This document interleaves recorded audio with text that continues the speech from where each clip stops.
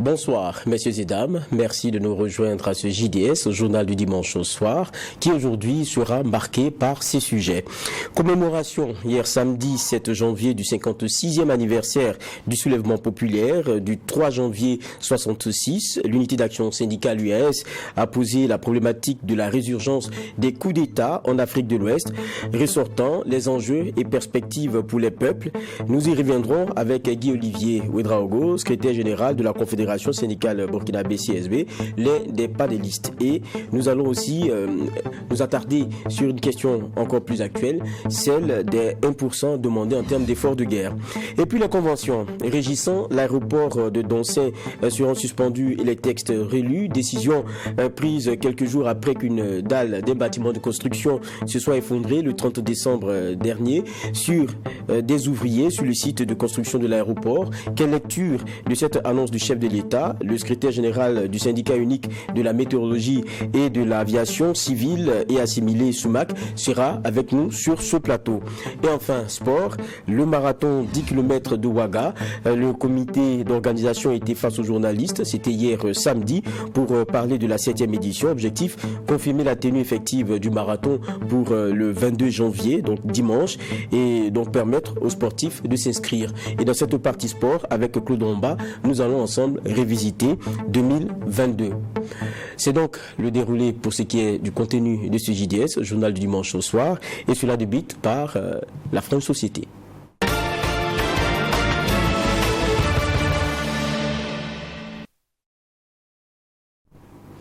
Nous le disions en titre, l'unité d'action syndicale a commémoré en différé le 56e anniversaire du soulèvement populaire du 3 janvier 66. Et pour marquer l'événement, l'organisation a choisi de plancher sur le regain des coups d'État en Afrique de l'Ouest à travers donc un panel qui a mobilisé un grand nombre du côté de la Bourse du travail de Ouagadougou. Avant des échanges, nous y revenons en reportage avec Mami Triana Kamombo.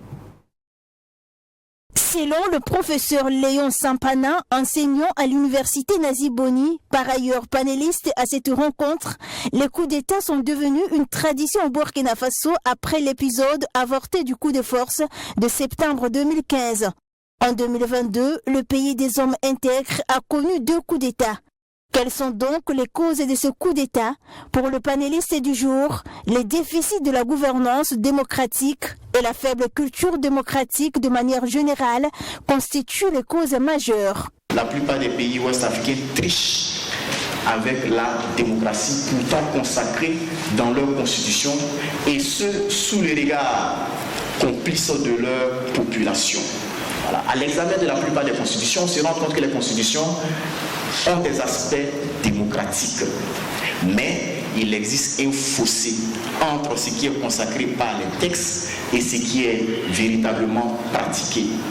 Ces coups d'État, selon le professeur Léon Sampana, ont des conséquences sur le plan socio-économique. Les suspensions de la Constitution et celui du système judiciaire font partie des conséquences de coups d'État.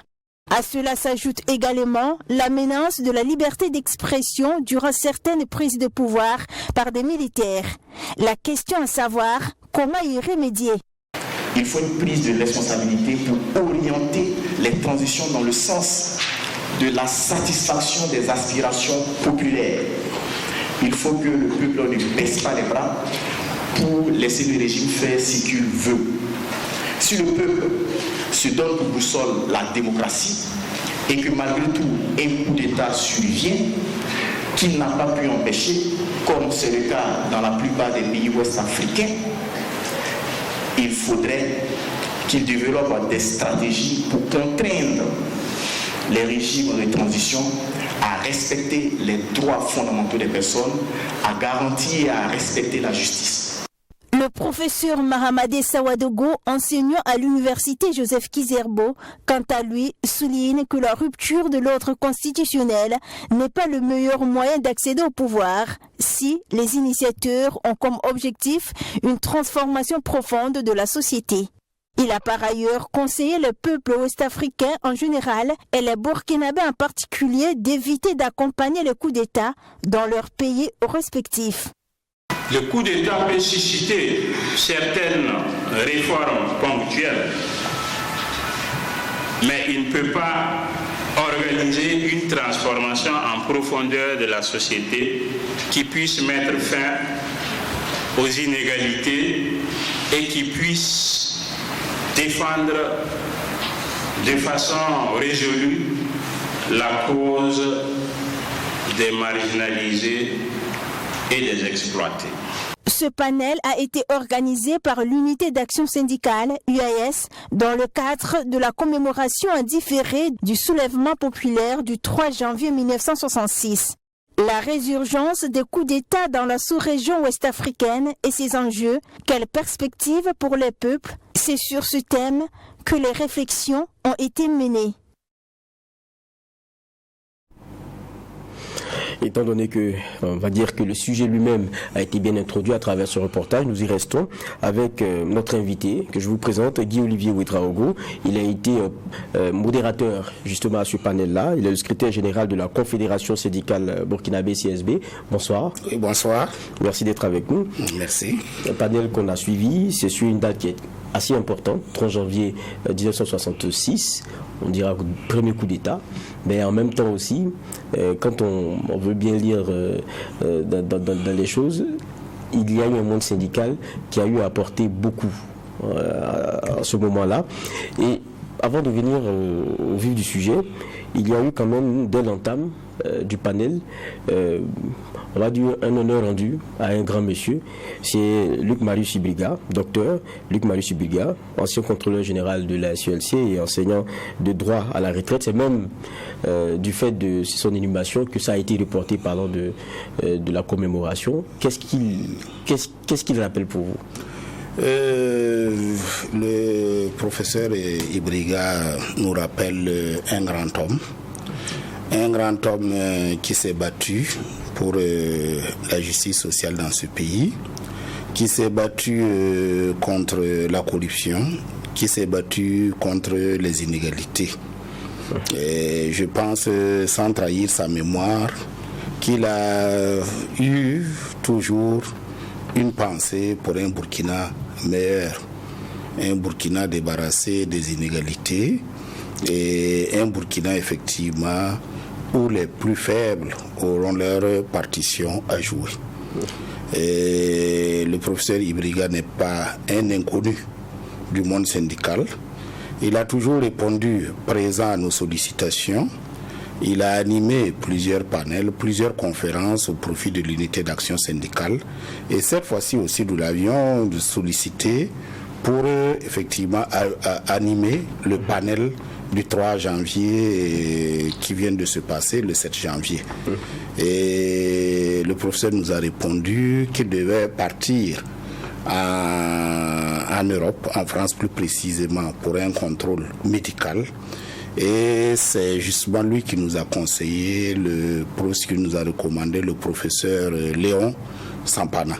Donc malheureusement, il n'est plus de ce monde.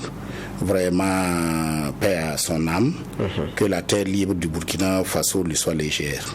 Nous saluons sa mémoire et aussi son engagement. Ceci dit, pour ce qui est de cette commémoration-là, vous avez décidé de revisiter un angle qui marque quand même beaucoup de pays de notre sous-région, c'est la question des coups d'État. Coups d'État à répétition, je me permets de rappeler, par exemple, Burkina Faso, c'est 9 coups d'État, 66, 74, 80, 82, 83, 87, 2015, septembre 2022. Quand on prend le cas du Mali, 5, 68, 91, 2012, 2020, 2021, Guinée-Conakry, 3, 84, 2008, 2021. C'est beaucoup, hein? Bien sûr, c'est beaucoup. Qu'est-ce qui explique cela? Et le palmarès est détenu par le Burkina Faso. Si vous l'avez effectivement constaté. Non, on remarque que ce sont des pays qui sont voisins. Bon, c'est vrai, nous sommes voisins du Mali. Le Mali est voisin de la Guinée. Et ce sont des pays qui sont des colonies, des ex-colonies francophones. Ce sont des pays qui, pour le Burkina et le Mali, sont des pays qui ne sont généralement pas très bien dotés par la nature, comme on le dit. Bien sûr, on peut apporter le contraire. Donc, ce sont des pays aussi qui ont connu la colonisation, qui ont connu la décolonisation, qui ont connu, je dirais aussi, les démocraties importées et autres. Donc, en réalité, il y a de grandes similitudes entre ces pays. Et voilà, peut-être que cela explique ceci, bien que ce ne soit pas totalement fondé. Mais il faut reconnaître que nous avons de grandes similitudes et ces grandes similitudes ont amené ce que nous connaissons.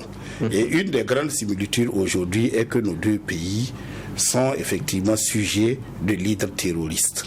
Vous savez bien aujourd'hui qu'il y a toute une société de captation des richesses des différents États qui se sont mis en place. C'est une nébuleuse et qui, sous le couvert de l'islam et autres, crée beaucoup de difficultés. Cela a commencé dans beaucoup de pays et s'est descendu petit à petit en Afrique. Et aujourd'hui, effectivement, ces deux pays sont sujets à leaders terroristes et à ce que nous avons entendu de ceux qui ont fait les derniers coups d'État. Effectivement, c'est pour restaurer, c'est pour sauvegarder les États, pour qu'ils n'aillent pas en déliquescence face à ces attaques terroristes. Donc voilà un peu les similitudes qu'on peut ressortir au niveau de ces deux pays principalement, même si on peut faire un petit élargissement au niveau de la Guinée, en ce qui concerne le fait que nous avons été tous des colonies françaises. Mais pourquoi chuter justement avec ce point? Est-ce que le fait d'avoir été colonie française est un élément à prendre en compte dans le justificatif? Oui, on peut aussi le dire parce que on peut aller aussi dans comment les décolonisations françaises se sont faites. Parce que les causes des coups d'État, il peut y avoir aussi une des causes importantes qui est le fait que notre ancien colonisateur veut toujours garder la main sur nous. Et il faut se dire que la France a toujours eu des relations particulières avec ses colonies, dans ce sens que la décolonisation française ne ressemble à rien à la décolonisation anglophone. Et nous savons très bien ce qu'on appelait les réseaux de Jacques Foccart et autres, qui étaient là pour maintenir d'une manière ou d'une autre la mainmise de la France sur ses anciennes colonies. Donc, quelque part, on peut dire effectivement que le fait d'être des colonies françaises a beaucoup joué aussi dans le fait que nous avons été victimes des coups d'État. Ça aussi, on peut le dire. Il y a un propos du professeur Léon Sampana lors du panel que j'ai noté. Il a dit: il n'y a pas d'homme de la situation, il n'y a que des peuples qui prennent en main leur destin. Mais face au coup d'État, que peuvent les peuples? Non, comme on l'a dit, effectivement, dans notre constitution, c'est prévu. Il y a des mécanismes qui sont prévus contre les coups d'État. Voilà. Et malheureusement, ces mécanismes n'ont pas fonctionné. Donc, il faut peut-être revoir pourquoi ces mécanismes n'ont pas fonctionné face aux coups d'État qui se sont passés. Sinon qu'effectivement, les peuples doivent s'opposer aux coups d'État. Parce que comme nous l'avons dit et nous le répétons, les coups d'État, c'est vrai que de temps en temps, comme l'a dit le professeur Mahamadé Sawadro, peut porter quelques espoirs, mais les coups d'État ne peuvent pas être source de transformation réelle au niveau de la société, qui pose effectivement les problèmes des inégalités et qui les résout. N'en parlons pas, qui prend en compte les plus déshérités de la société. C'est ça, parce que gouverner, c'est avant tout transformer la société et de manière qualitative. D'accord. Et lorsqu'on voit aussi l'histoire, parce qu'on parle ici du 3 janvier 66, les syndicats ont joué un rôle très important dans la chute de Maurice Yaméogo. Donc, lorsqu'on regarde aussi, c'est pareil un peu dans la fragilisation aussi de certains régimes. Je pèse mes mots, quand je dis fragilisation de certains régimes, parce qu'ils se retrouvent en tout cas fragilisés.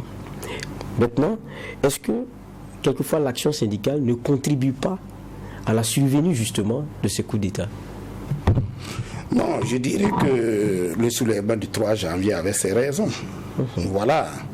Ce qui nous a été dit et ce que la mémoire collective a retenu est que suite à la gestion gabégique du président Maurice Yaméogo, les caisses de l'État étaient vides et Maurice Yaméogo a voulu effectivement renflouer ces caisses en procédant à un abattement de 20% des salaires, à un blocage des avancements sur 2 ans des fonctionnaires et aussi à une diminution progressive des allocations familiales.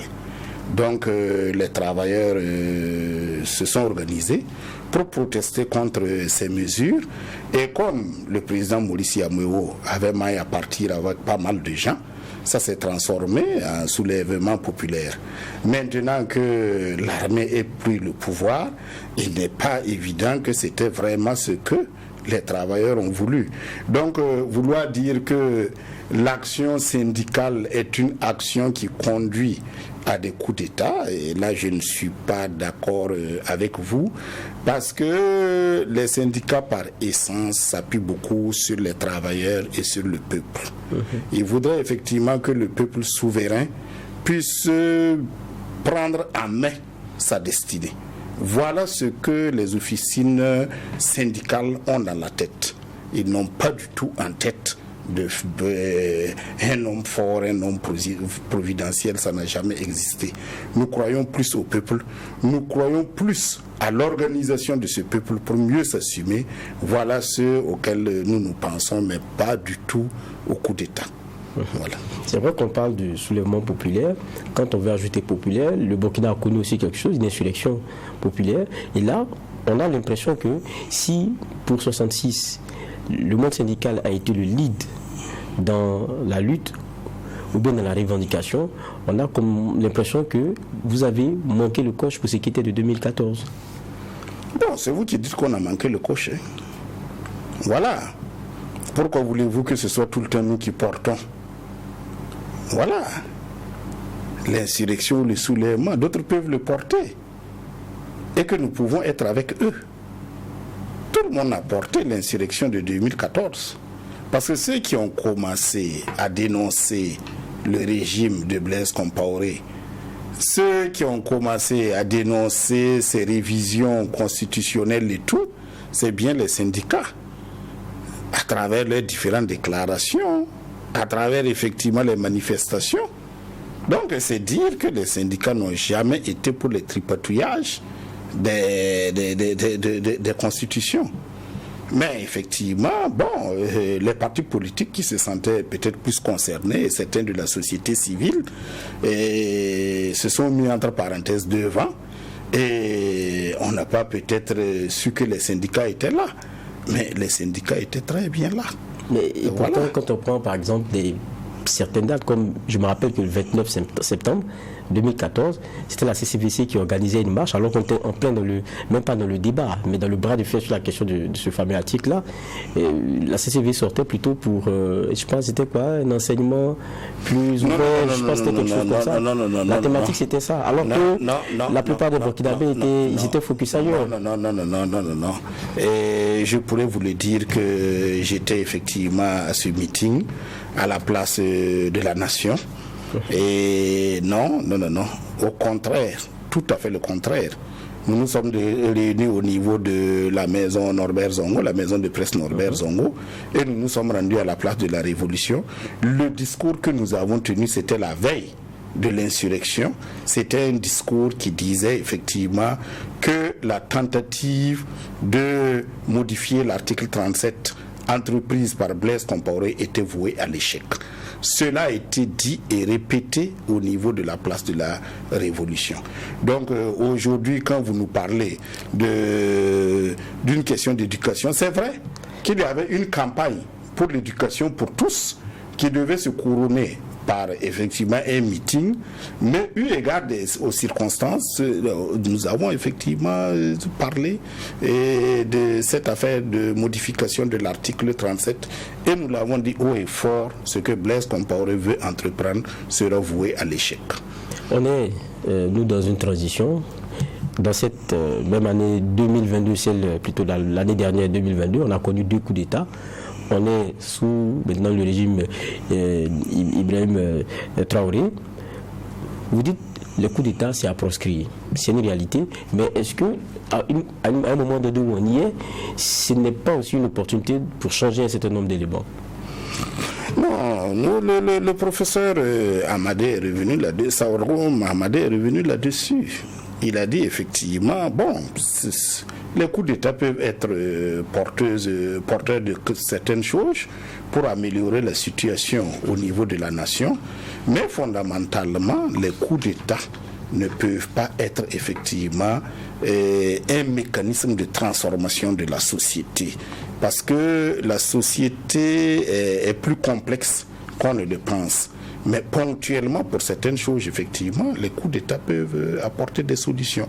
Ça a été dit par le professeur Mahamadé Sawadro. Voilà. Parlons toujours de cette période-là. C'est vrai qu'on a reçu plusieurs fois ici des acteurs politiques qui parlent un peu de l'inconfort dans lequel ils sont pendant la période de transition. Est-ce que pour le syndicaliste, c'est différent? Parce qu'aujourd'hui, les manifestations, quoi qu'on dise aussi, bon, c'est vrai qu'on n'en voit pas en termes d'appel et tout, mais pour les partis politiques, il y a eu un genre d'injonction qui a été donné. Pour vous, comment vous vivez cette période-là? L'expression de ce que vous avez et de ce que vous pouvez sur le point syndical, il est libre? Non, nous menons nos activités, et en tout cas les activités syndicales, nous les menons jusqu'à présent. Et nous n'avons pas eu d'injonction particulière nous disant que nous ne devons pas faire nos activités. Donc nous menons nos activités syndicales. D'accord. Vous allez rester avec nous parce qu'on veut aussi aborder un autre sujet qui lui est aussi très actuel. C'est la question donc de l'effort de guerre. La coalition des syndicats autonomes du Burkina a organisé le 5 janvier, c'était jeudi, donc à Ouagadougou, une conférence de presse par rapport au prélèvement de 1% sur le salaire des travailleurs du public et du privé pour l'effort de guerre. Et pour ceux qui ont donc eu à animer cette rencontre, la contribution doit être d'abord volontaire et non imposée. La coalition accepte consentir tout de même pour une durée d'une année sans prélèvement sur le bulletin. On y vient dans ce reportage. Cette conférence de presse fait suite à la correspondance adressée au ministre d'État, ministre de la fonction publique, du travail et de la protection sociale le 14 décembre dernier. La coalition des syndicats autonomes du Burkina demande des éclairages sur certains points concernant le prélèvement de 1% des salaires nets des travailleurs. Les points à éclaircir sont la durée du prélèvement, son mécanisme et les modalités de gestion des fonds pour soutenir l'effort de guerre. La coalition dit n'avoir pas eu de retour sur ces points, mais trouve qu'aucun sacrifice n'est de trop pour sauver la nation et des vies humaines. La coalition des syndicats autonomes propose un an de prélèvement sur le bulletin, un bilan chaque 6 mois et la prise d'un acte réglementaire fixant la fin de la coupure. Aucun sacrifice n'est de trop pour sauver une nation et des vies humaines. Dans ce sens, la coalition des syndicats autonomes, pour donner sa position, n'a pas d'objection quant à l'idée de contribution volontaire, mais fait des propositions suivantes. Une contribution volontaire de 1% d'une année sans prélèvement sur le bulletin avec un bilan tous les 6 mois. Ensuite, une prise d'un acte réglementaire fixant la fin de cette contribution. On s'est dit, il sera honteux que dans la prise en charge des VDP, ceux-là qui vont donner leur sang, et que nous on soit incapables d'accompagner, nous on trouve qu'il y a un problème. Et on a dit simplement que on veut que ça soit transparent et qu'il y ait une communication claire dessus. Par exemple, là qu'on a fait ces points-là aux autorités, donc c'est des propositions. Même ceux qui disent par exemple si par notre proposition venait à ne pas être prise en compte. Mais tant mieux, puisqu'au moins on a fait une proposition, c'est ce que le gouvernement a demandé. Ils n'ont pas imposé qu'ils vont prendre les 1%. Ils ont suggéré qu'on va prendre les 1% et demander aux syndicats de voir quelles sont les propositions par rapport à ça. Sur la proposition faite, la coalition des syndicats autonomes donne des explications. La transition ne dure que 2 ans. Et durant ces 2 ans, à partir du 1er janvier, au niveau de l'administration publique, il y a des gens qui ont des avancements à corriger. Il y a des gens qui ont des indemnités à corriger. Maintenant, si cela sort sur le bulletin, à chaque fois que l'agent public aura son rappel, ce 1% qui ont été paramétrés sur le système va jouer sur son net payé. Maintenant, nous avons demandé à ce qu'on nous fasse le point tous les 6 mois. Ce fonds qui est destiné à aider les VDP à payer leur salaire, leur équipement et tout, il est de notre devoir d'avoir aussi le point, ne serait-ce que par semestre, pour comprendre là où par nos sous. La coalition des syndicats autonomes du Burkina apporte d'autres propositions, telles l'appurement du passif des crimes économiques et des fraudes fiscales, la nationalisation de certaines sociétés minières, l'assainissement de la gestion des sociétés d'État, la création d'espaces agricoles d'au moins 30 hectares par commune afin de relancer la production céréalière, la suppression de l'IUTS dès la fin de la transition, entre autres. Retour sur ce plateau et pour ce deuxième sujet, toujours dans la partie société et en échange avec les syndicats, nous sommes rejoints par Robert Kaboré du syndicat national des fonctionnaires de l'éducation du Burkina, SINAFEB. Bonsoir. Bonsoir Monsieur Geoffroy. Merci d'être avec nous. Merci. C'est vrai qu'on voyait en image tout à l'heure dans le reportage de jeudi, lorsque vous traduisiez à la presse quelles étaient vos postures nouvelles. On vous a reçu ici il y a 2 dimanches. Je pense que ce que vous attendiez en son temps, c'est que de façon claire, l'autorité réponde à une note que vous aviez envoyée. Maintenant, on a l'impression que ça bouge un peu. Vous dites vous êtes d'accord, mais quoi? Oui, mais d'abord, pour pouvoir, avant de commencer, avant tout propos, je dois d'abord une pensée pieuse à l'endroit de tous ceux qui sont tombés sur le champ de bataille. Et la date, la situation dernière, c'est la question de Nouna, voilà, qui nous préoccupe beaucoup. Ensuite, nous avons à remercier tous les travailleurs. Alors, en ce qui nous concerne, je veux bien signifier que je suis là en tant que représentant de la coalition des syndicats autonomes, en tant que représentant, porte-parole, mais pas en tant que SG du SINAFEB. Voilà, donc sur ça, je dois d'abord remercier tous ces acteurs-là qui, en tout cas dans un état de droit, on doit pouvoir penser à la question de l'état de droit, à savoir le pouvoir public, à savoir le territoire et aussi la population. Donc sur ça, je voudrais d'abord commencer avant tout propos. D'accord. Vous dites, dans l'élément que nous avons écouté tout à l'heure, vous dites s'ils veulent faire un prélèvement sur nos bulletins, c'est une imposition et non une contribution volontaire. Tout à fait.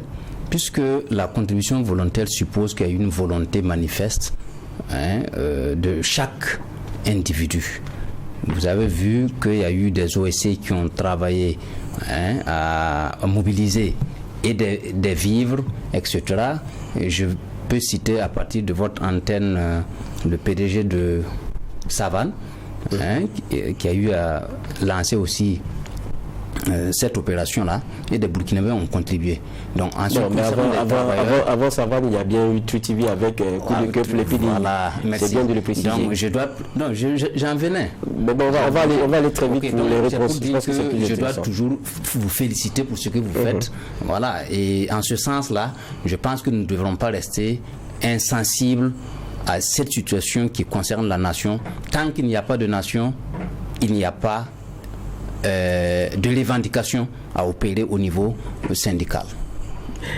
En même temps que vous dites que si ça se fait sur les bulletins, c'est que ce n'est pas une contribution volontaire, vous dites que vous êtes quand même partant maintenant pour une période bien donnée. Maintenant, quel est alors le mécanisme que vous vouliez? Alors, le mécanisme que nous voulons, nous avons adressé une correspondance après la rencontre du 9 décembre pour pouvoir demander quel est le mécanisme. Il n'y a pas eu de retour, mais c'est à travers les médias que nous avons appris avec le ministre de l'économie comment ça doit se passer. Mais nous ne souscrivons pas à cette façon de faire. Nous pensons que le patriotisme doit être vécu. Nous devons le vivre comme tous les Burkinabés. On ne peut pas permettre à ce que, parce que vous avez nos salaires, voilà, qu'on en dispose comme on veut. Donc on doit permettre, peut-être en voulant imposer, en prenant sur le bulletin, l'affaire de l'UTS est venue depuis longtemps. Voilà, donc à partir de ces éléments-là, nous ne pouvons pas être d'accord qu'on impose sur le bulletin. Concrètement, vous dites, vous êtes d'accord pour contribuer Mais vous dites, vous ne voulez pas que ça soit sur le bulletin. En même temps, vous dites, on est d'accord sur une période de 1 an. Donc si vous êtes d'accord sur une période de 1 an pour les 1%, je veux dire que vous voulez que ça se fasse concrètement comment? C'est ce que je veux comprendre. Pour ça, il faut laisser chacun individuellement. Le gouvernement peut ouvrir un compte pour permettre aux travailleurs de pouvoir contribuer. Il peut également avoir des fiches au niveau des différents services pour permettre à chacun de contribuer. Mais il faut savoir que en ce niveau, quand le ministre de l'économie communiquait, il parlait de 2 ans. Or, la transition ne reste plus que... Ça ne vaut même plus 2 ans. Donc déjà, il y a une vingtaine de mois. Oui, mais ça ne vaut pas 2 ans. On ne peut pas accepter des communications de ce genre. Il faut quand même qu'on se respecte. Donc sur cette base-là, nous avons estimé que la contribution pour l'effort de guerre pour le pays, ça doit concerner toute la population. Il ne faut pas continuer à stigmatiser les travailleurs pour dire voilà, on va prélever cela. En ce moment-là, c'est comme si les travailleurs s'opposaient à accompagner. C'est pas comme ça. Il y a eu des situations qui se sont passées et on ne peut pas continuer à permettre ces genres de mécanismes-là pour pouvoir résoudre des questions qui concernent la nation. Donc concrètement, vous êtes pour que cela soit possible, mais seulement c'est qu'il y a un mécanisme qui permet à ce que le travailleur lui-même vienne contribuer. Mais il y a déjà ces mécanismes-là qui existent. Lesquels? Le travailleur peut contribuer aujourd'hui de façon volontaire comme il... Mais c'est ce que nous cherchons. Mais quand la communication qu'on nous a donnée, c'est qu'il faut prélever sur le bulletin 1%. Ça ne s'accepte pas avec nous. Voilà. Je pensais que vous aviez eu une position qui avait beaucoup plus bougé, mais avec l'UAS, vous avez été clair. Hein, vous voulez voir un peu plus dans la question des mécanismes, la question aussi de la gestion. Et puis vous dites, avant de venir vers le travailleur, il y a d'autres niches. Je pense que vous avez même d'ailleurs fait un point de près là-dessus. Bien, pour nous, c'est clair. Il y a vraiment d'autres niches dans notre pays. Vous savez bien qu'aujourd'hui, nous avons l'inflation la plus grande au niveau de la zone CEDEAO, entre 15 et 20%. Et beaucoup de pays ont ajusté les revenus des travailleurs en fonction de cette réalité. Au Burkina, nous n'avons rien réclamé. Nous sommes restés vraiment stoïques parce que nous connaissons les réalités de notre pays. Il ne faudrait pas rajouter. Donc cela est déjà un grand sacrifice au niveau des travailleurs. Parce que ceux-mêmes qui sont au pouvoir aujourd'hui, dès leur arrivée, le Premier ministre a déclaré qu'il allait même lutter contre la question de la vie chère en diminuant le prix des hydrocarbures. Donc eux-mêmes, ils étaient déjà conscients de ce que subissaient les travailleurs. Donc pour nous, honnêtement, nous demandons d'aller voir pas mal de niches qui existent. Parce que là aussi, le capitaine Ibrahim Traoré a dit, tandis qu'eux, ils sont au front, ils se battent, d'autres officiers supérieurs sont devenus des milliardaires. Donc, qu'on voit ces milliardaires-là et qu'ils puissent commencer à contribuer. Donc, voilà notre position. Nous avons donné les sources dans lesquelles le gouvernement peut recouvrer mieux que ça au niveau des impôts et du trésor. Les restes à recouvrer, vous savez très bien, malgré les ajustements et les acrobaties du gouvernement, ils ont dit, eux-mêmes ont reconnu qu'ils peuvent recouvrer 400 et quelques milliards à ce niveau. Mais pourquoi est-ce que de 100 et quelques milliards. Mais pourquoi est-ce que quand je pense le commun peut-être des Burkinabés lisent, ils se disent, l'UAS dit on n'est pas d'accord. Mais quand on dit ça, l'UAS dit non, on n'a pas dit qu'on n'est pas d'accord. Non. L'UAS a dit qu'elle ne sera pas le relais de qui que ce soit pour collecter des fonds. Mais le Burkina est dans une réalité. Le Burkina est dans une réalité aujourd'hui. Ce que vous dites, les niches et tout, je pense que les gouvernements qui se sont succédés et autres, c'est des choses que chacun a tenté d'une façon ou d'une autre. Aujourd'hui, on est dans une tendance avec 50 000 VDP qui doivent être formés, j'imagine aussi armés et tout. Et c'est dans cette ligne-là. Donc on a besoin d'argent ici et maintenant. Mais ce qui est demandé, c'est de faire un effort pour chacun. C'est aussi simple. Nous avons vu la croissance du budget de l'armée. Cette croissance aussi peut être prise en compte dans le budget 2023. Avec cette croissance, effectivement, du budget de l'armée, on peut prendre en charge les VDP. Le budget de l'armée croîtra. Il y a un gap de plus de 600 milliards, il faut préciser. Le budget de l'armée croîtra, oui ou non? De 2022 à de 2008, plus ou moins de 2018 à 2022, Le budget de l'armée a passé de combien à combien de milliards?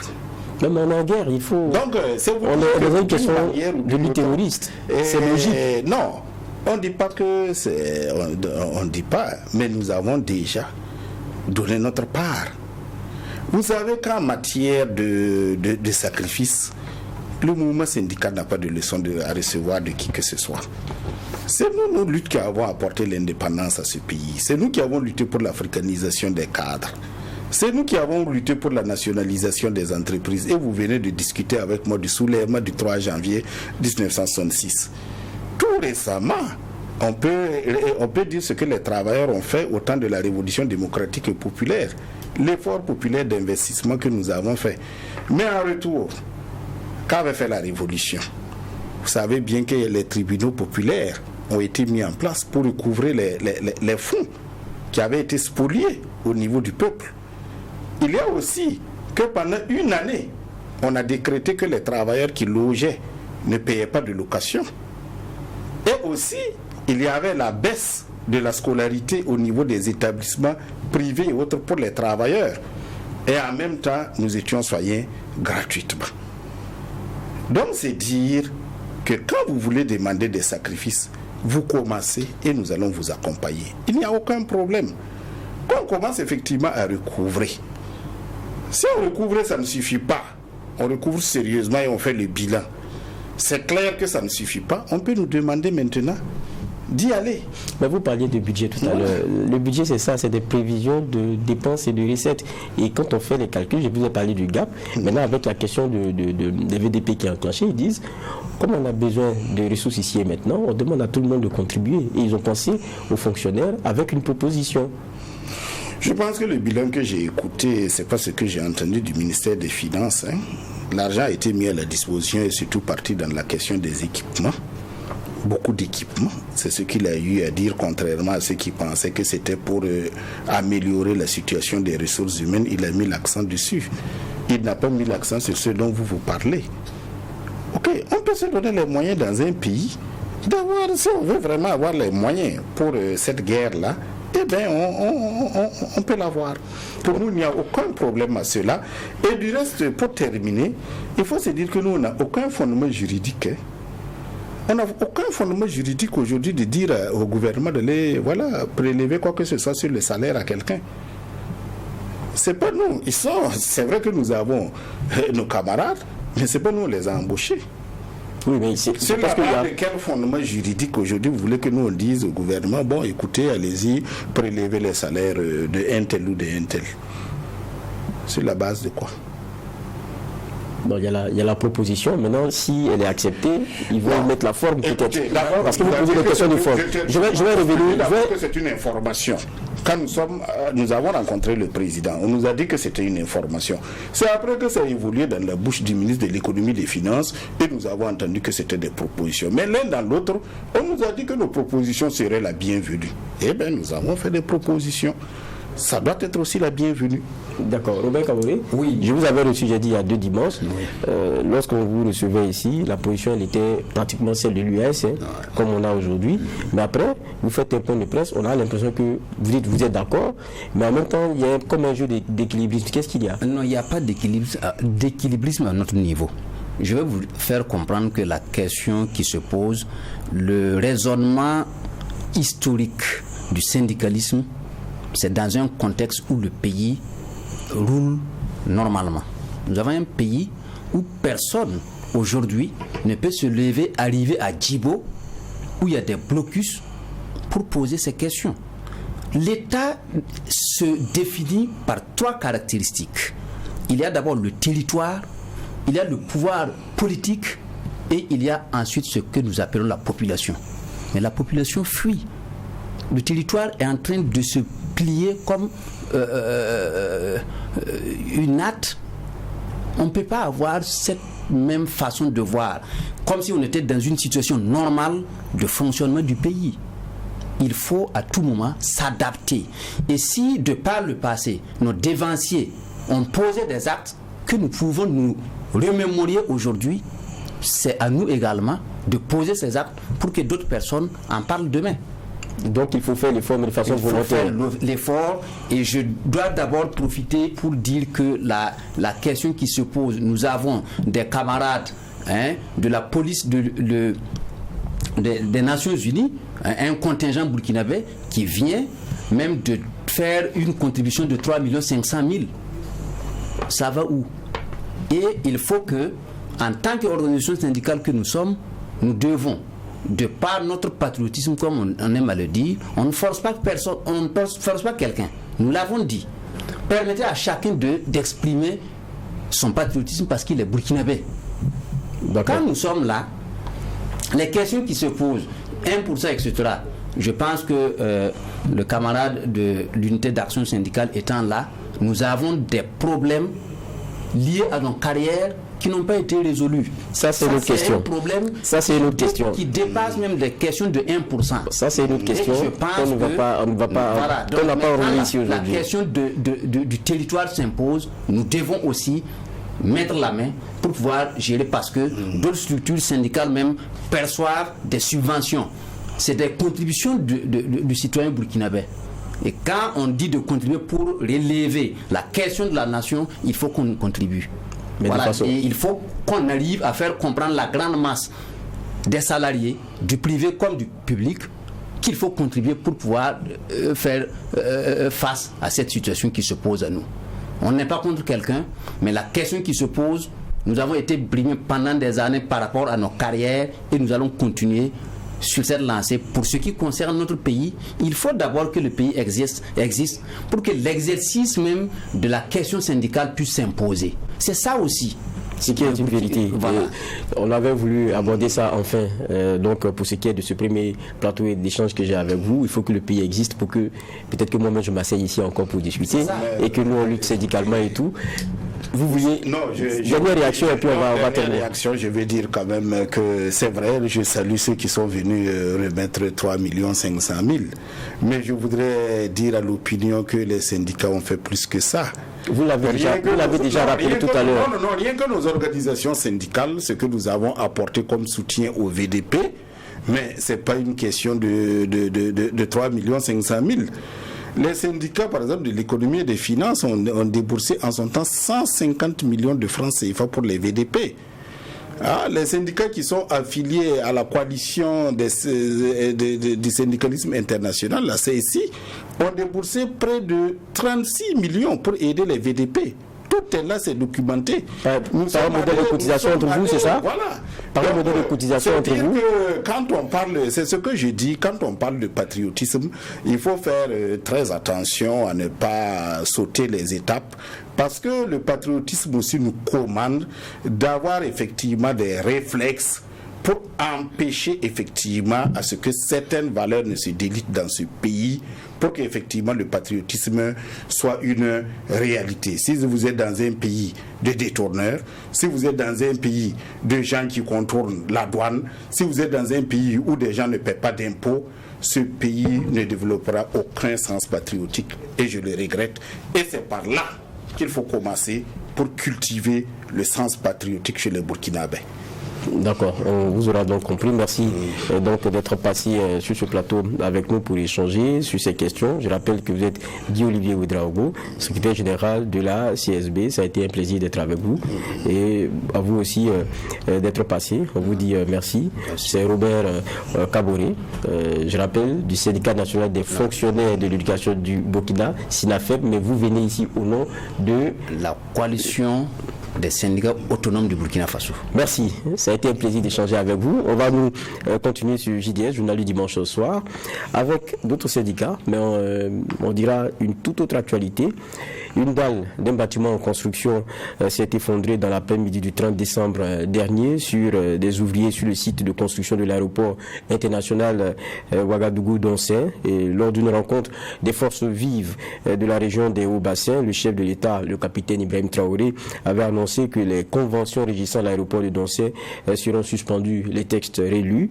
Avant de revenir sur les enjeux de tout cela, nous allons donc nous permettre de suivre un reportage et on échangera tout à l'heure avec le secrétaire général du syndicat unique de la météorologie et de l'aviation civile et assimilée, SOUMAC en abrégé. Le reportage maintenant. L'incident s'est produit aux environs de 15h ce 30 décembre sur le site de l'aéroport de Doncin. Une dalle de bâtiment en construction s'est effondrée sur des ouvriers. Les secours sur le lieu de l'incident sont à pied d'œuvre pour le travail de fouille dans les décombres. Tous les moyens sont utilisés pour aller vite. Sur place, le ministre en charge du transport venu constater l'incident d'une extrême gravité.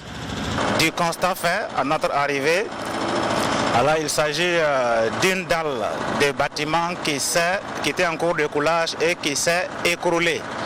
Alors entraînant dans cet écroulement les ouvriers qui étaient au-dessus pour assurer l'opération de coulage. Et donc la chute de la dalle les a engloutis, entraînant malheureusement des cas de décès que nous déplorons très vivement. Des ouvriers piégés sous les décombres et des corps sans vie sont retirés des ruines du bâtiment effondré. Si pour l'instant aucun bilan n'est dressé sur le nombre de décès, on enregistre au moins 5 blessés. Nous ne pouvons pas à ce stade dresser un bilan des dégâts, des pertes en vies humaines, vu que les fouilles sont toujours en cours avec l'équipe des sapeurs-pompiers qui est à pied d'œuvre depuis la survenue de l'incident. Position a été prise et une enquête a été ouverte dès ce soir par le procureur près du tribunal de Ziniaré. Alors nous allons connaître véritablement à l'issue de ces investigations quelles sont les causes de cet incident malheureux qui survient et qui a causé des pertes en vies humaines que nous déplorons franchement. Le ministre des Transports a instruit ses services compétents à veiller à l'élaboration par le groupement de bureaux chargés du contrôle du chantier d'un rapport circonstancié sur l'incident et d'un rapport d'analyse technique détaillé sur les conditions de réalisation de l'ouvrage dans les plus brefs délais. Le ministre Roland Somda a également instruit la prise en charge de mesures conservatoires en vue de garantir la faisabilité de l'expertise qui devrait permettre de situer les responsabilités. Retour sur ce plateau et nous sommes avec donc deux invités à présent. Ahmed Lamizana, qui est le secrétaire général du syndicat unique de la météorologie et de l'aviation civile et assimilée. Bonsoir. Bonsoir. Merci d'être avec nous. Nous sommes aussi avec Pépé Zabré, qui est membre du collectif, porte-parole du collectif. Bonsoir. Bonsoir. Je rectifie, le porte-parole, c'est bien. Ah d'accord. C'est ça. Membre du collectif. Membre du collectif, voilà. Donc je vais me retourner donc vers Ahmed Lamizana, qui est donc le porte-parole du collectif. Voilà, ce soir, je suis là en fait en tant que porte-parole du collectif des syndicats de l'aéronautique civile. D'accord. Voilà. Et c'est dans ce sens que lui, il est là en tant que membre du collectif. Donc c'est le collectif des syndicats de l'aéronautique civile. D'accord. On a vu tout à l'heure un reportage, donc l'incident qu'il y a eu. Déjà, c'est quelque chose qui est assez regrettable. Et puis, on a eu plusieurs jours après l'annonce faite par le président de la transition sur évidemment la convention qui devrait être, il a dit, reconsidérée. Tout ça, comment est-ce que vous accueillez ces nouvelles-là ? D'abord, il faut dire que dans un premier temps, permettez-nous de présenter nos condoléances attristées aux familles éplorées par cet événement malheureux, ce drame malheureux qui a en tout cas endeuillé ces familles-là. Nous prions Dieu le Tout-Puissant pour que l'âme de ces défunts repose en paix. Par rapport à l'annonce qui a été faite par le chef de l'État, nous l'avons déjà dit, nous l'apprécions à sa juste valeur. Voilà, et nous saluons, nous remercions le chef de l'État pour cette annonce qu'il a eu à faire. Mais comme nous l'avons aussi dit, au niveau du collectif des syndicats de l'aéronautique civile, nous pensons que véritablement il faut aller au-delà. Il faut aller au-delà de cela parce que notre position depuis la veille de la signature de la convention le 12 octobre 2021 était qu'il faut l'annuler purement et simplement parce que cette convention contient beaucoup d'impairs, beaucoup de tares qu'il ne faut pas traîner. Et je pense que le Burkina gagnerait vraiment mieux à annuler cette convention que de la suspendre pour réviser certaines clauses qui sont contenues à l'intérieur. D'accord, je reviens vers Pépé Zabré. Vous aussi, réaction après la nouvelle que vous avez entendue, décision déjà du chef de l'État? D'accord. Donc, merci à tout le peuple burkinabé et à tout TV qui nous donne l'occasion ici de nous exprimer sur cette question. Comme il l'a dit, c'est vraiment dommage que nous soyons là aujourd'hui pour parler dans une situation où il y a eu des morts et des blessés concernant cet aéroport.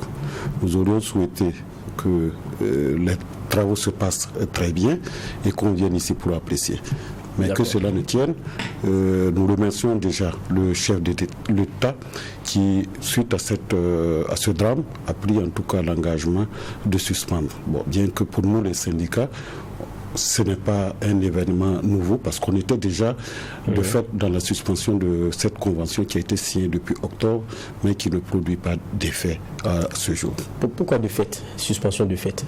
Bon, parce que depuis le 11 octobre 2021, le 12 octobre 2021, date de la signature de la dite convention, elle n'est pas rentrée en vigueur parce qu'il devait y avoir un décret qui devait être signé pour que cette convention ait des effets. Malheureusement, le gouvernement qui avait signé, et vous avez suivi les événements du MPSE 1 qui est venu, donc un mois après, en fait, ils n'ont pas pu en tout cas signer, donner un décret pour que cette convention puisse entrer en vigueur. Et depuis lors, la convention n'est pas rentrée. Il faut rappeler pour ceux qui nous suivent que c'est depuis 2021, c'était une concession pour 30 ans à l'entreprise française Méridiane. C'est bien cela.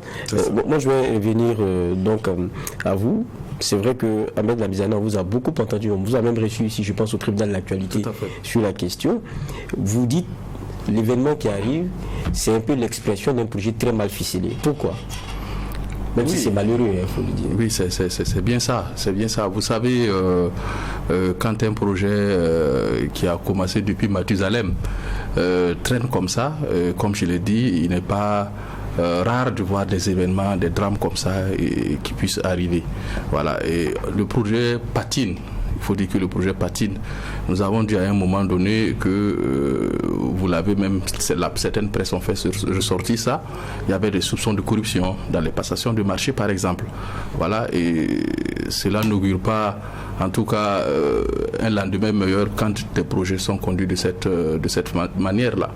On peut soupçonner aussi qu'il peut y avoir, j'allais dire, certains tripatouillages dans les passations de marché qui peuvent conduire à ça. Je ne dis pas concrètement. Je ne dis pas que forcément c'est cela. Mais allons concrètement, parce qu'on vous a reçu depuis le début ici sur ces questions-là. Qu'est-ce que vous reprochez dans le processus ou bien peut-être à Méridiane même? Qu'est-ce que vous reprochez dans le processus de concession? D'accord. Il faut dire que, comme vous l'avez dit, à plusieurs reprises, nous nous sommes inquiétés. Et lorsque la convention a été signée le 12 octobre 2021, rapidement, nous avons mis à nu des préoccupations, j'allais dire, fondamentales. La première des préoccupations fondamentales que nous avons posées, c'est notamment la survie même des entités régaliennes qui sont au niveau de l'aéronautique civile. Et je l'ai expliqué à plusieurs reprises, lorsque ces entités n'existent pas, il n'y a pas d'aviation civile. Lesquelles? L'ANAC et puis l'ANAM qui sont les régulateurs du secteur. Voilà, c'est eux qui sont chargés de la régulation du secteur, de vérifier les normes, les conformités, les licences des pilotes, des aéronefs, etc., etc. Il faut que ces structures-là aient les moyens pour pouvoir travailler correctement. Si ces structures ne sont pas là, soyez-en sûrs que l'aéroport de Ouagadougou ne sera pas un aéroport sûr. Je le dis, c'est parce que ces structures existent, qu'il y a des contrôles qui sont faits régulièrement, que les avions ne crachent pas, par exemple. Et je vous dis que si la vie de ces structures sont en danger, nous craignons fort pour le développement de l'aéronautique civile au Burkina.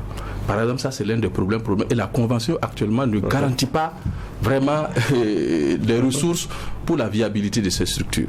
Si je prends un deuxième point, qui est aussi, j'allais dire, aberrant, par exemple, il s'agit de la redevance de sûreté. Le concessionnaire, il prend 80% des redevances de sûreté. Alors que la sûreté, c'est un domaine régalien. Vous savez très bien qu'on ne peut pas, nulle part ailleurs, je ne vois pas un État responsable qui est en train de brader sa sûreté de cette façon-là. Et dans la convention actuellement signée, le concessionnaire prend 80% des redevances de sûreté contre le code de l'aviation civile. Nos textes sont assez clairs là-dessus.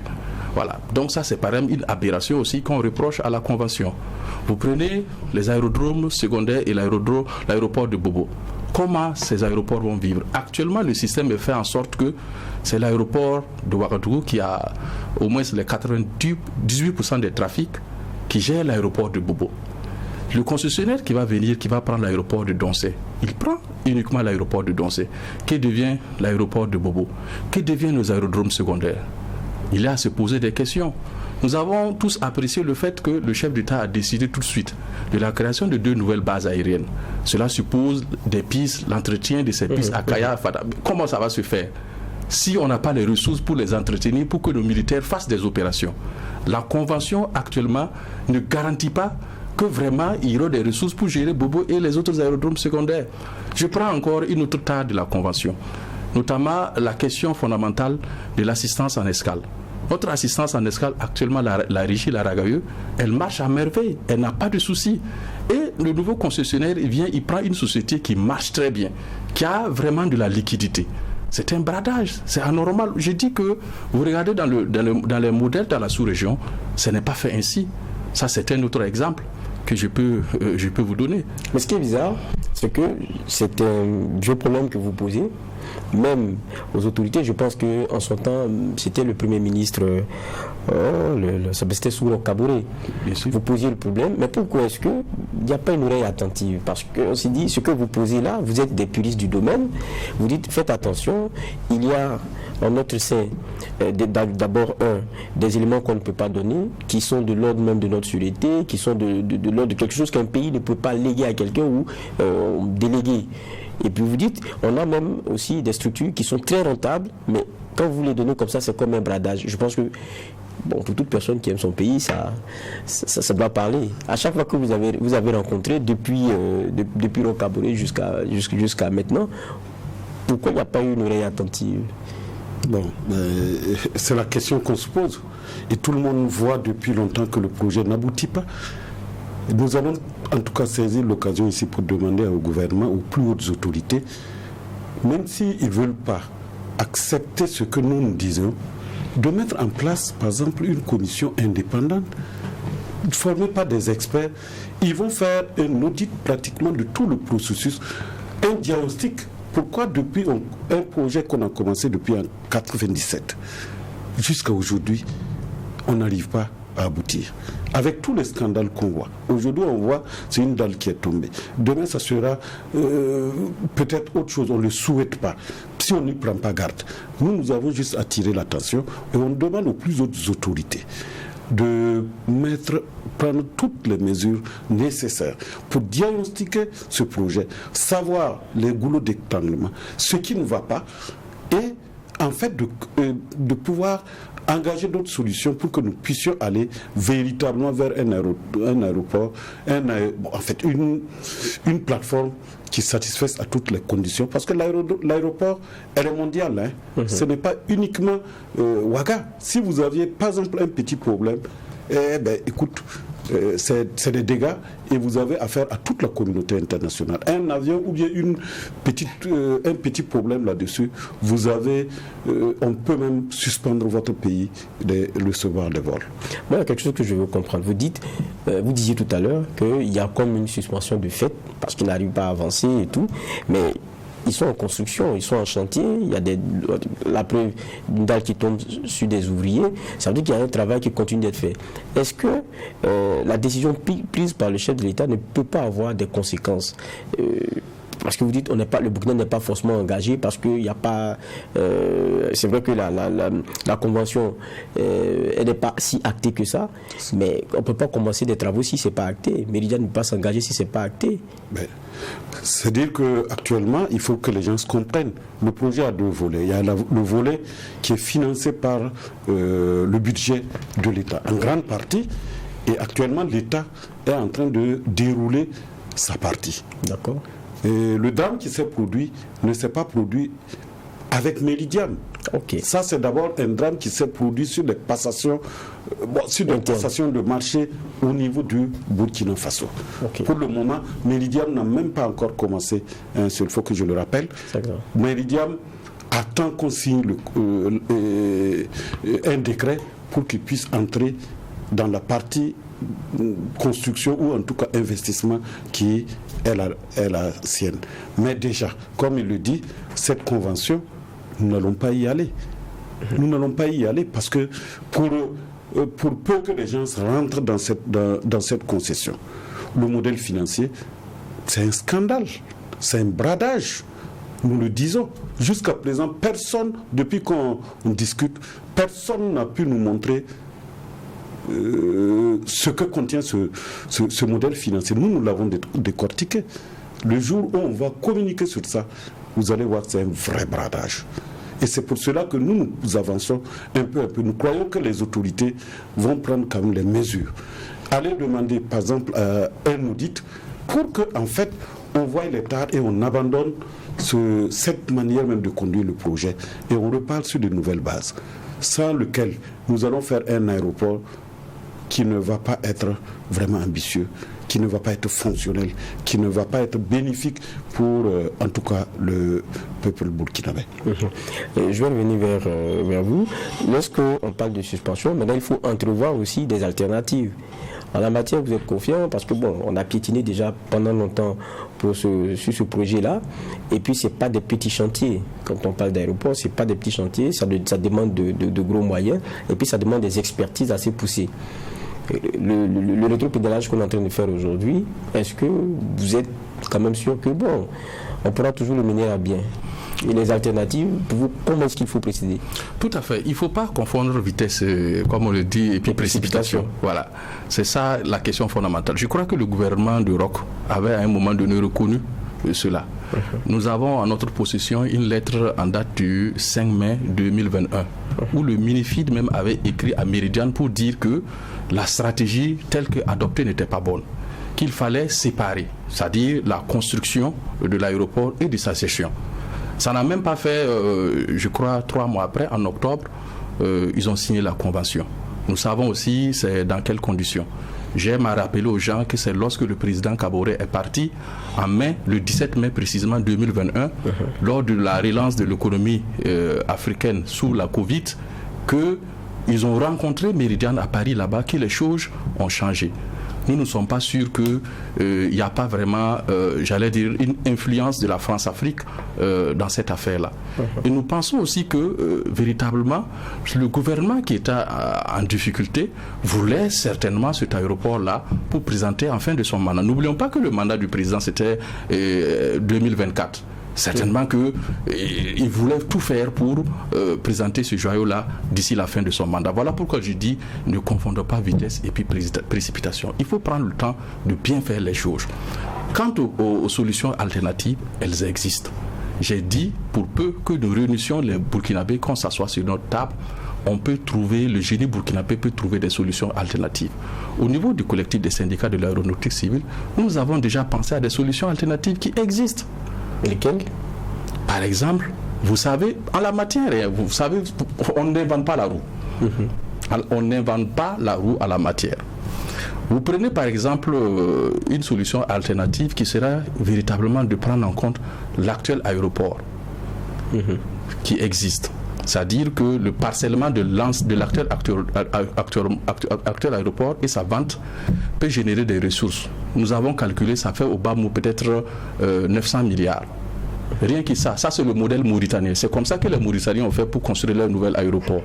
Ça, c'est par exemple une alternative qui existe, qu'il faut explorer. Le modèle dans lequel le gouvernement actuel s'est engagé, c'est le modèle qui est basé sur le préfinancement. C'est-à-dire qu'on récolte une redevance, la redevance, la RDIA, pour préfinancer le projet. Mais tel que c'est fait, comme on l'a expliqué, c'est au désavantage de l'État. Rien que la RDIA qu'ils vont récolter sur 30 ans, ça fait à peu près plus de 450 milliards. Et le projet, ce qu'eux-mêmes ils vont investir, c'est 145 milliards. Sans compter les autres recettes qu'ils vont récolter. Les dépenses passagers, etc. etc. Donc c'est des milliards et des milliards qu'ils vont récolter au désavantage de l'État. Nous pensons que rien qu'avec la RDA, nous sommes sûrs que nous pouvons renégocier avec d'autres partenaires qui vont venir, qui sont intéressés, même en présentant ça avec nos partenaires localement, avec nos entrepreneurs. Nous sommes sûrs qu'en montant un projet correctement fait, ils peuvent être intéressés. Des alternatives existent, comme on l'a dit. D'autres alternatives aussi, c'est à travers une diplomatie forte, on peut voir des partenaires stratégiques. La Chine, à un moment donné, avait proposé de construire l'aéroport. Nous avons vu le projet. Ça aussi, c'est une possibilité. Vous dites clé en main.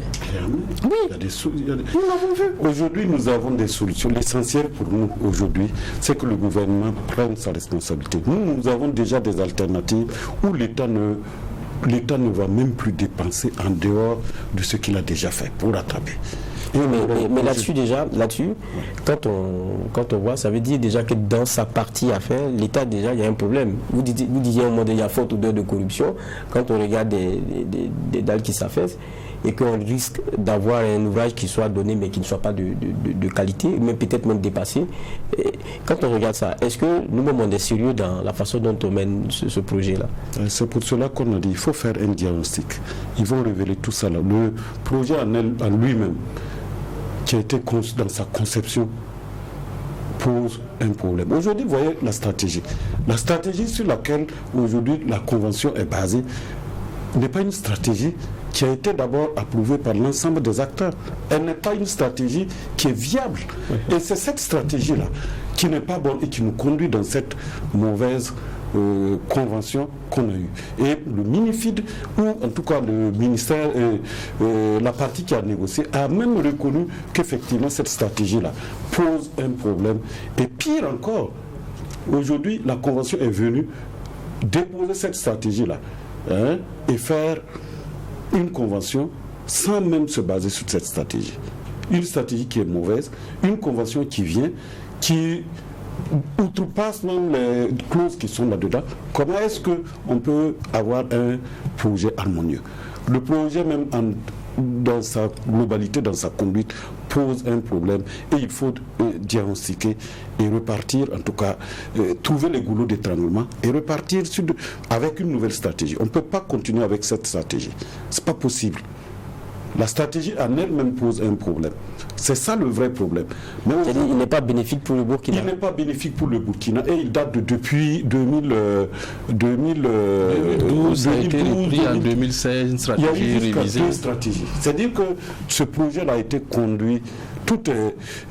En fait, on change en fonction des grés du moment.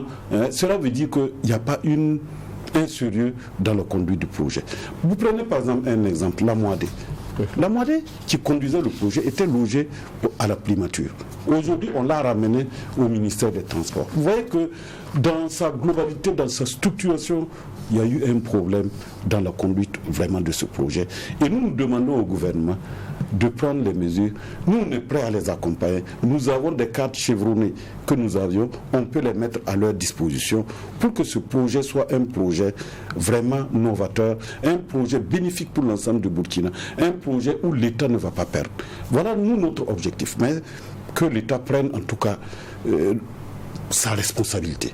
Parce qu'aujourd'hui, comme on le dit, il n'y a pas longtemps, on a pu dire à Barbara de partir, on a pu dire à la force française qui est basée de partir, on peut dire également à une société économique, le modèle que vous avez présenté, la convention ne fait pas notre affaire, on va la réviser. Pour l'instant, on en est encore à la suspension.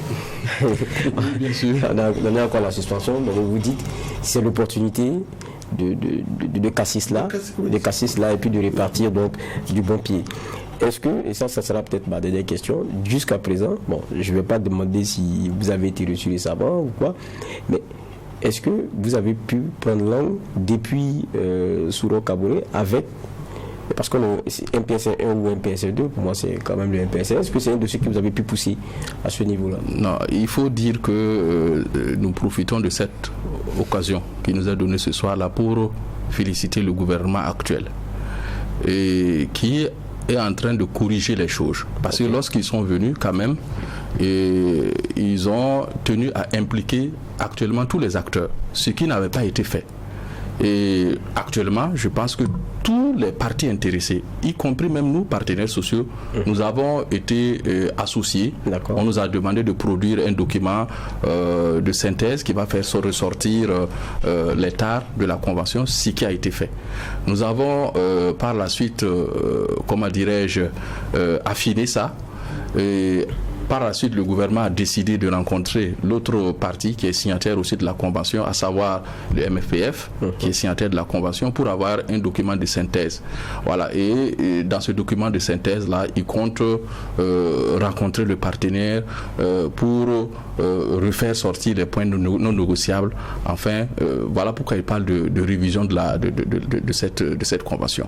Mais nous pensons que ça, véritablement, ce n'est pas la meilleure des démarches.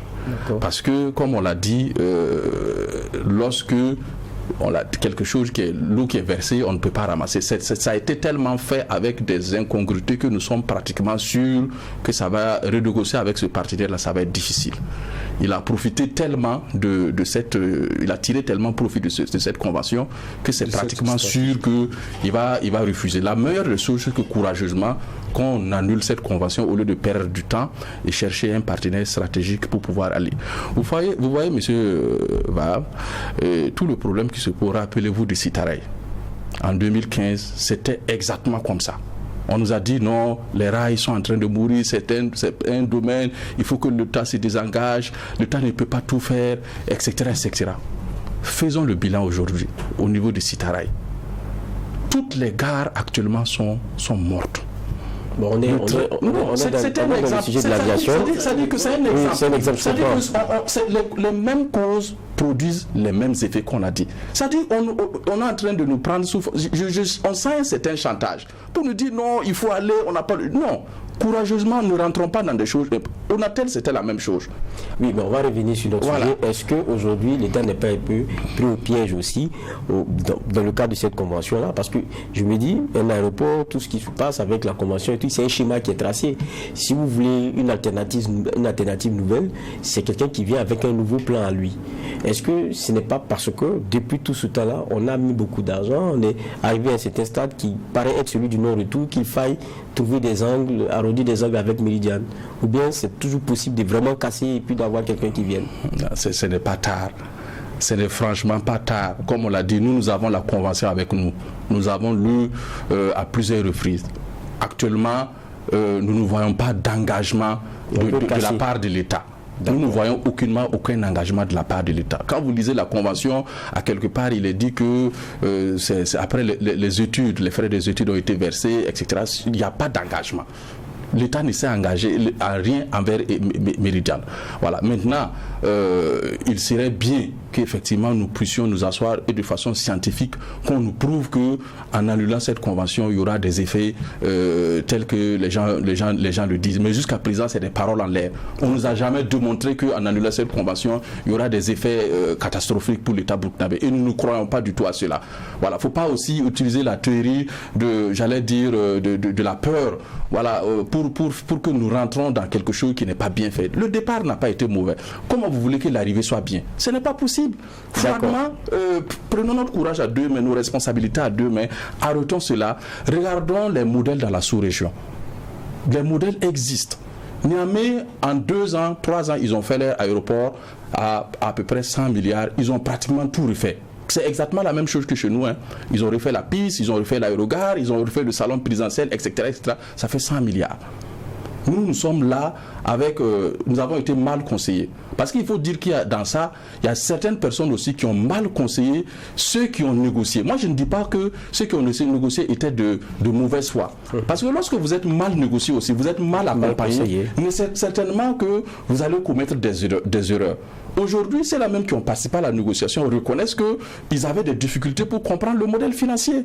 Aujourd'hui, quand on les explique de façon technique un certain nombre de choses, ils comprennent que là, effectivement, ils n'avaient pas bien compris. Donc, ça veut dire que c'est sur une série d'erreurs, j'allais dire graves, que la convention a été signée. Donc, nous ne pouvons pas accepter ça. Franchement, je crois que le peuple burkinabé doit être digne Nous sommes respectés dans la sous-région, nous avons l'intelligentsia. Ailleurs, vous partez voir, nous sommes respectés au niveau de l'aéronautique. Nous ne devrons pas rester dans des aberrations comme ça. Il faut que courageusement, nous partons de bas et nous croyons véritablement que nous pouvons mieux faire que cela. Merci bien. Je voulais compléter rapidement pour terminer. Oui, juste pour dire, lui il a dit quelque chose de très important. Aujourd'hui, nous perdrons plus à aller avec cette convention que de prendre notre courage pour annuler cette convention et la reprendre. Parce que nous gagnerons plus en annulant. Donc si on y va, on va rencontrer par la suite beaucoup plus de problèmes que ce que nous voyons actuellement. On aura compris donc convention régissant l'aéroport de Doncin suspendue. Vous demandez que cela soit annulé purement et simplement. On l'aura donc compris. Merci bien Ahmed Lamizana d'être passé sur ce plateau. Je rappelle que vous êtes le secrétaire général du syndicat unique de la météorologie et de l'aviation civile et assimilée, porte-parole du collectif. Merci aussi à vous Pépin Zabré d'être passé, membre du collectif. Nous allons poursuivre ce JDS, journal du dimanche au soir, avec cette fois-ci la dernière rubrique, c'est celle sport.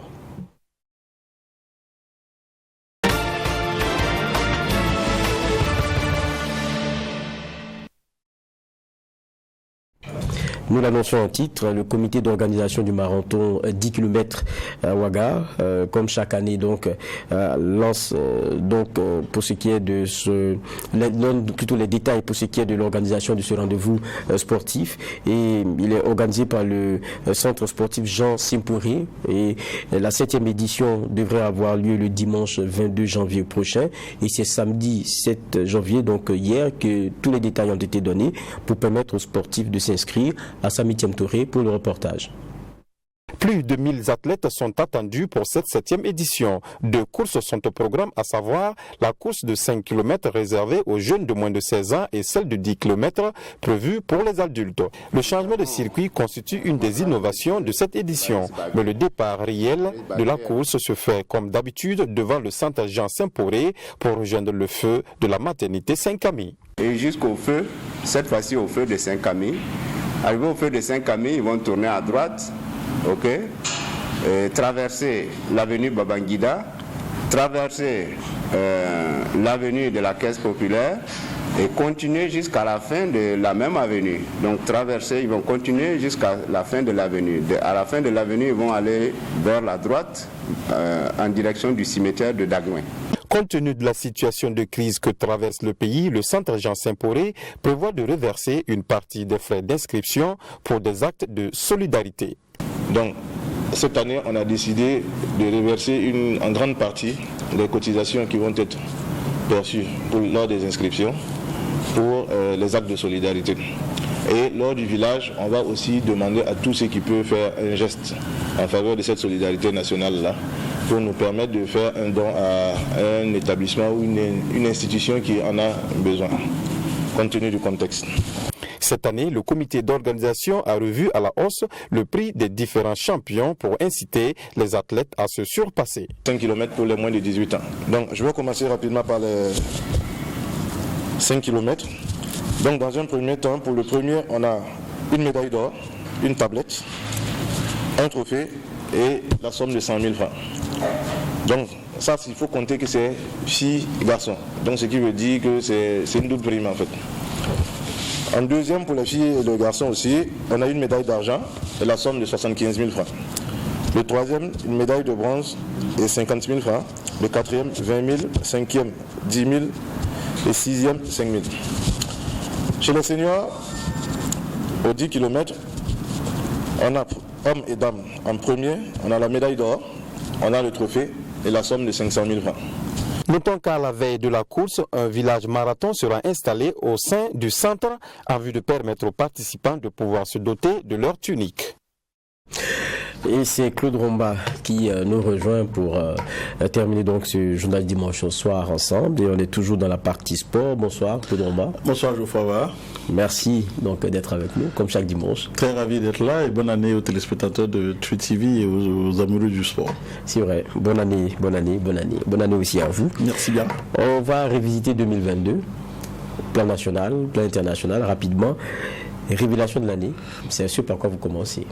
Évidemment, il faut dire que l'année 2022 aussi a été marquée également aussi par les activités sportives. Il faut dire que cette année a été quand même mitigée, il faut le reconnaître, par rapport donc à l'animation sportive au Burkina Faso surtout. Mais il faut reconnaître que pour la plupart des disciplines, on pu tenir donc leur championnat. On a vu avec la nuit AGSB où près de 30 disciplines sportives ont donc été récompensées avec les meilleurs athlètes. Donc c'est dire que les disciplines ont pu quand même mener leur activité. Peut-être que ce qu'il faut noter aussi comme élément qu'on peut peut-être trouver qui n'a pas pu se tenir cette année, c'est quand même un élément majeur, un événement majeur, c'est le Tour du Faso qui a été annulé. On le sait pourquoi, à cause donc de la question sécuritaire. Sinon, dans tous les cas, le sport a pu quand même tenir, a eu lieu de citer tout au long donc de la saison, notamment en matière de football, en matière donc de basket, en matière donc voilà tout ce qu'on peut peut-être dire que c'était quand même un peu mitigé. On a vu en football également le Burkina Faso, il faut le dire, par rapport donc à la participation des équipes africaines, des équipes de la campagne africaine, ça n'a pas marché cette année également. Il faut le dire, l'AS Douane et l'URCK n'ont pas pu se qualifier pour les phases de poule. L'AS Douane a été éliminé dès son entrée dans la compétition. L'URCK au tour des cadrages, mais également aussi il faut rappeler également que le Burkina Faso a eu une bonne participation à la Coupe d'Afrique des Nations et aussi remarquer que pour l'année 2022 sur le plan donc des équipes qualifiées pour les campagnes africaines, ce n'était pas très reluisant parce que et chez les juniors et chez les étalons locaux et également aussi chez les étalons espoirs, on n'a pas eu de qualification. Maintenant, voilà un peu ce qu'on peut retenir sur le plan sport de notre Faso Foot, notre Faso Sport. D'accord.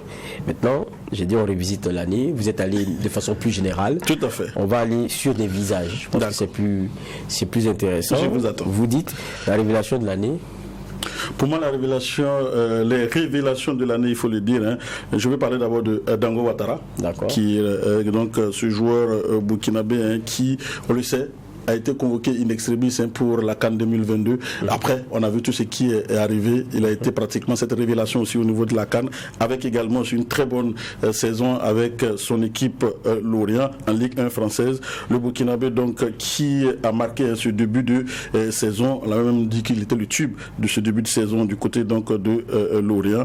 Il a son compte 5 buts et 4 passes décisives avec 15 matchs avec Lorient. Pour nous, c'est la révélation en matière donc de football. Autre révélation aussi. Cyclisme cette fois. Autre révélation aussi en matière de cyclisme, c'est Paul Domon. C'est cela. Il faut le dire, Paul Domon qui a remporté le Grand Prix de la ville d'Abidjan, qui a été l'un des grands animateurs du Tour de Côte d'Ivoire. Et aujourd'hui, il est classé 9e au classement des meilleurs cyclistes africains par la tropicale Amissa Bongo. Donc 9e, donc il fait partie donc du top 10 des meilleurs cyclistes africains.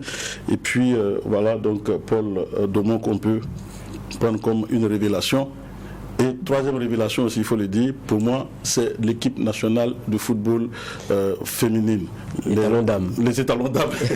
En attendant qu'on peut trouver un autre nom à cette équipe des étalons. Je sais que vous avez fait des propositions, mais apparemment, ce n'est pas encore passé. C'est pas encore passé. Au niveau des étalons dames, il faut le dire, avec leur première participation à la Coupe d'Afrique des Nations dames du côté du Maroc, les étalons n'ont certes pas gagné de match, mais elles n'ont pas été du tout ridicules. Elles ont surpris plus d'un du côté donc, du Burkina Faso. Elles ont fait, donc, je dirais, un parcours honorable dans cette compétition. Félicitations donc à Pascal Sawadogo et à ses coéquipiers. Aujourd'hui, on voit donc plusieurs filles de cette Coupe d'Afrique des Nations. Donc aujourd'hui, on paraphé des contrats à l'extérieur, notamment la gardienne qui vient de parapher un contrat, Mariam Ouattara qui vient de parapher un contrat du côté donc du Maroc, et puis bien d'autres filles également aussi qui ont pu s'expatrier. Ça fait donc bien pour le football burkinabé. Les dirigeants sportifs de l'année 2022. Les dirigeants sportifs de l'année 2022. Je m'en vais parler d'abord de Roland Boro. D'accord. Roland Boro, qui est donc la présidente de la fédération burkinabé donc de rugby, qui aura marqué cette année, il faut le dire, par son leadership donc au niveau donc du monde de l'Ovalie. Elle fait l'affaire entre le Burkina Faso comme membre de World Rugby. Ça c'est déjà bien. Le Burkina Faso s'est qualifié pour la CAN du rugby. Le Burkina Faso a joué les éliminatoires de la Coupe du Monde de rugby. Et aujourd'hui, le Burkina Faso compte parmi les grandes nations, pas des grandes nations, mais compte quand même parmi des nations du rugby africain, et est en train donc de pointer son nez, et c'est déjà assez important. Laurent Bolo également aussi, qui fait partie donc des membres de la Confédération africaine de rugby, et ça c'est déjà intéressant. Et pourquoi pas déjà la seule femme, ou en tout cas une des femmes dans un monde donc d'hommes, elle est en train donc de gravir les échelons dans son leadership pour la balle ovale au Burkina Faso, et je pense que pour moi elle mérite d'être donc parmi les dirigeants de l'année. Et il y en a d'autres, hein? Il y en a d'autres également. On va parler donc de Ali Guissou, ça on va parler de football. Il faut dire qu'aujourd'hui, parmi les dirigeants sportifs ou parmi les dirigeants du football, c'est un homme qui compte, il faut le dire. Président de l'AS Douane, il faut le dire. Et qu'aujourd'hui, il est promoteur d'une autre équipe qui est en première division, c'est le Real du Faso. Et dans le monde du football, il est quand même perçu comme ce monsieur-là qui, à l'époque, qu'on avait connu un certain Simplice de Messier Zinsou du côté de la Côte d'Ivoire, qui n'est pas que pour l'AS Douane, mais qui est pour tout ce qui est sport. Donc il aide beaucoup le monde du football de par ses gestes, de par également son accompagnement. Même si vous n'êtes pas de son équipe, je pense que ça mérite également aussi d'être souligné de la part donc de Ali Guissou. Autre dirigeant aussi qui a marqué le monde sportif, c'est sans aucun doute le président du CNSB. Je vais parler donc de Jean Yamiogo, qui cette année, en tout cas on l'a vu, qui était sur tout le front, notamment au niveau des crises. Il a essayé donc de régler plusieurs crises dans le monde du sport, et je pense que son engagement a fait qu'il y a eu beaucoup d'accalmie, notamment à la Fédération burkinabé de football et à d'autres fédérations. Et aujourd'hui, on pense que pour cette année 2022, il a été quand même l'un des grands dirigeants donc, de cette année 2022. Partons pour les sportifs de l'année. D'accord. Et je pense qu'il y a Hugues Fabrice Zongo forcément dans... Hugues Fabrice Zongo qui aura marqué, il faut rappeler donc cette saison également aussi. Il est en athlétisme, le type chanteur Hugues Fabrice Zongo qui a été donc médaillé d'argent des championnats du monde d'athlétisme du côté donc d'Eugène aux États-Unis. Je pense que ça aussi, ça mérite évidemment d'être souligné. Pendant qu'on n'a pas eu beaucoup d'embellies, il faut rappeler au niveau donc international, Hugues Fabrice Zongo est là pour nous montrer que pour faire donc flotter le drapeau du Burkina Faso. Celui-ci donc, il saute loin. Hein? Il saute très loin. Il y a un autre qui soulève lourd. Qui soulève très lourd. Lui, il est passable dans sa discipline. C'est Cheikh Ahmad Al-Hassan Sanou alias Iron Bibi, 4 fois champion du monde de log lift. Il a décroché, il a battu son propre record le 2 avril dernier du côté donc de Londres pour revenir avec évidemment la médaille d'or du côté donc de Open du Championship. Je pense que là, il faut le dire, Iron Bibi n'appartient plus au Burkina Faso, il appartient totalement au monde entier. Voilà. Et il y a Bertrand Traoré que vous avez choisi. Bertrand Traoré que j'ai choisi pour le footballeur de l'année. Pourquoi? Parce qu'on a vu cette équipe des étalons, il a porté à bout de bras l'équipe des étalons. D'abord à la CAN, arrivé blessé, il a pu donc amener les étalons en demi-finale de la Coupe d'Afrique des Nations, éliminé, on l'a vu, par l'équipe du Sénégal. Même si la 4e place a connu un scénario assez difficile, pas cela ne tienne, le Burkina Faso ne l'attendait pas forcément à ce niveau de la compétition. Et encore, on le voit, Bertrand Traoré qui aujourd'hui affirme son leadership en tant que leader technique, en tant que leader charismatique de cette équipe des étalons. On l'a vu face à la Côte d'Ivoire, la première victoire des étalons face à l'équipe de la Côte d'Ivoire, ça a été une victoire d'honneur, il faut le dire, et je pense que c'est en grande partie grâce à la détermination de ce garçon, Bertrand Traoré. Et évidemment, coaching, l'entraîneur de l'année pour vous, c'est Kamou Malo. Pour moi, l'entraîneur de l'année, c'est Kamou Malo, sans aucun doute, parce qu'on l'a vu, les éliminatoires de la Coupe du Monde, il a terminé 2e derrière l'Algérie, qui était donc à l'époque l'ordre du football africain, 2e derrière l'Algérie, sans défaite, il faut le dire, il n'avait pris aucune défaite. Ensuite, on l'a vu, son parcours donc, au niveau donc, de la Coupe d'Afrique des Nations, et après, tout ce qu'il y a eu comme difficulté, et là, il reprend l'AS Douane, et il est invaincu au cours cours de la saison, pour moi, c'est véritablement l'homme qui aura marqué, la saison 2022 de par son charisme, de par sa mentalité, de par son mental d'abord, et également aussi de par son engagement. On quitte donc le Burkina, on va quitter le Burkinabé. D'accord. Et on va s'intéresser maintenant au niveau international, mais très rapidement, puisqu'il nous reste pas moins de 2 minutes. Tout à fait. Voilà. On va parler donc d'abord de tennis. Okay. Et sans aucun doute aujourd'hui, quand on parle donc de tennis, on parle donc de Carlos Alcaraz, qui aujourd'hui est le nouveau roi du tennis. Il est espagnol, voilà. Il va remplacer, ou du moins il remplace Rafael Nadal à ce poste-là. Et sur l'année écoulée, l'Espagnol a remporté 5 titres. Le premier à Rio de Janeiro en janvier, puis son premier Masters 1000 à Miami 2 mois plus tard. Le protégé de Juan Carlos Ferrero n'a pas eu froid aux yeux et a impressionné au plus haut point quand il a enchaîné avec des titres successifs à Barcelone, mais surtout à Madrid, où il a battu successivement Rafael Nadal, Novak Djokovic et Alexander Zverev. Je pense qu'il faut le faire. Il est aujourd'hui numéro 1 mondial et je pense qu'il fallait qu'on s'y attarde. D'accord. Vous allez au foot ou... On va partir un peu de vitesse, Formule 1. Parce que je sais que le foot, vous n'allez pas laisser, donc, et comme on n'a pas assez de temps, on va aller vite. Bon, très rapidement, on ne va pas peut-être donner beaucoup de... Mais en vitesse, il faut peut-être retenir Max Verstappen, le numéro 1 de la Formule 1. Je pense que depuis 2 ans aujourd'hui, il règne sur la Formule 1 devant Lewis Hamilton. Il faut le rappeler. Du côté donc du cyclisme, c'est donc le Belge Remco Evenepoel qui aura tout dévoré au cours donc de la saison. Et donc du côté donc du cyclisme, vous l'avez dit, on va rapidement aller football. Et celui également qui aura marqué l'année, selon moi, c'est Karim Benzema, KB Nouébé, comme on l'appelle. Il a tout simplement réussi quelque chose de formidable et de très rare. Du côté, donc, depuis l'année 2022, il a été sacré ballon d'or. Il faut dire que depuis Michel Platini, Raymond Kopa, Jean-Pierre Papin et Zinedine Zidane, c'est donc un autre Français qui, il faut dire que c'est très fermé le cercle pour permettre donc à ce joueur d'être ballon d'or. Karim Benzema aura marqué cette année et surtout en Ligue des Champions. Vous vous rappelez son match face au PSG et donc face à Chelsea. Je pense que c'est un poison qui réussit bien du côté donc du football. Et je sais qu'il y a quelqu'un qui ne va pas manquer. Et puis évidemment, l'homme qui aura tout gagné cette saison, l'homme qui aura magnifié, je peux l'appeler ici, le GOAT, la chèvre. Donc comme on le dit, c'est une légende aujourd'hui, c'est Lionel Messi. Je pense qu'il était investi d'une mission. Il ne pouvait pas terminer sa saison, sa carrière sans le ballon, sans la Coupe du Monde. Et il a réussi en remportant donc cette Coupe du Monde face à la France. Je pense que c'est également pour moi aussi l'homme de l'année. Et on peut aussi terminer pour quelqu'un aussi qui aura marqué le monde cette année 2022. C'est Lazare Bansé du côté donc de la Fédération burkinabé de football. Tant l'année a été menée en crise de par sa gouvernance. On pense que l'année 2023 va être une année assez vertueuse pour permettre évidemment d'avoir moins de crises donc au sein de la Fédération burkinabé de football. Merci bien Claude Romba. On a révisité de façon très dense comme ça 2022 en matière de sport. Merci d'être passé.